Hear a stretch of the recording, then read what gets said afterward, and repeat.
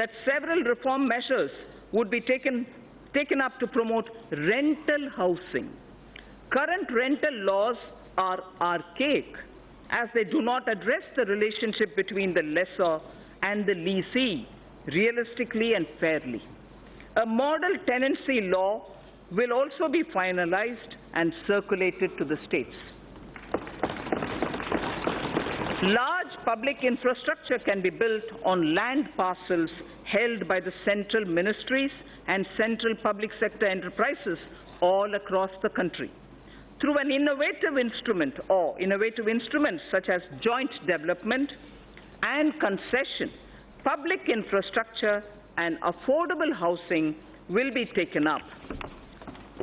For ease of access to credit for MSMEs, Government has introduced providing of loans up to 1 crore rupees for MSMEs within 59 minutes through a dedicated online portal.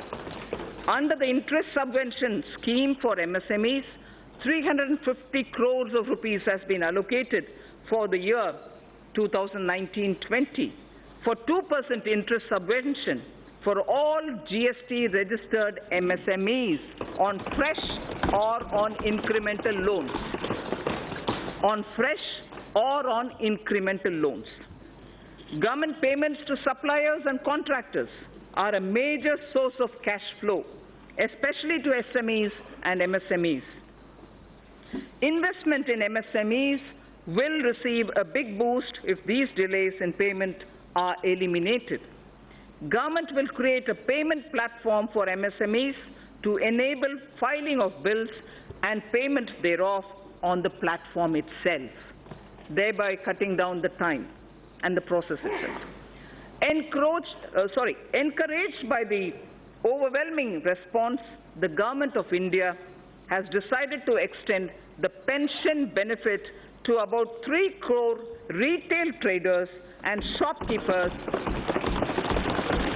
whose annual turnover is less than 1.5 crores under a new scheme, namely Pradhan Mantri Karam Yogi Man Dhan scheme.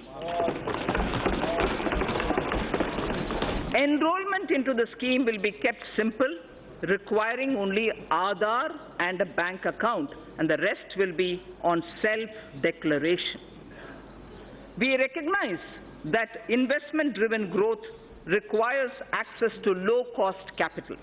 It is estimated that India requires investments averaging 20 lakh crores of rupees every year. A number of measures are proposed to enhance the sources of capital for infrastructure financing. A Credit Guarantee Enhancement Corporation, for which regulations have been notified by the RBI, will be set up in 2019-20. An action plan to deepen the market for long-term bonds, including for deepening markets for corporate bond repos, credit default swaps, etc., with specific focus on infrastructure sector, will be put in place. It is proposed to permit investments made by FIIs and FPIs in debt securities issued by Infrastructure Debt Fund, non-bank finance companies, the IDF, NBFCs, to be transferred, sold to any domestic investor within specified lock-in period. Corporate debt markets are crucial for the infrastructure sector. Given the need to further deepen bond markets, a number of measures are proposed to be taken up. To deepen the corporate tri-party repo market in corporate debt securities, Government will work with regulators, the RBI and the SEBI, to enable stock exchanges to allow AA-rated bonds as collaterals.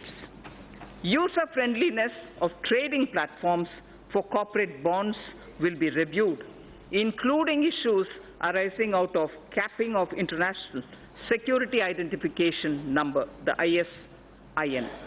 It's right time to consider increasing minimum public shareholding in the listed companies. I have asked SEBI to consider raising the current threshold of 25% to 35%. As a key source of capital to the Indian economy, it is important to ensure a harmonized and hassle-free investment experience for foreign portfolio investors. Hence, it is proposed to rationalize and streamline the existing Know Your Customer, the KYC norms for FPIs to make it more investor-friendly without compromising the integrity of cross-border capital inflows.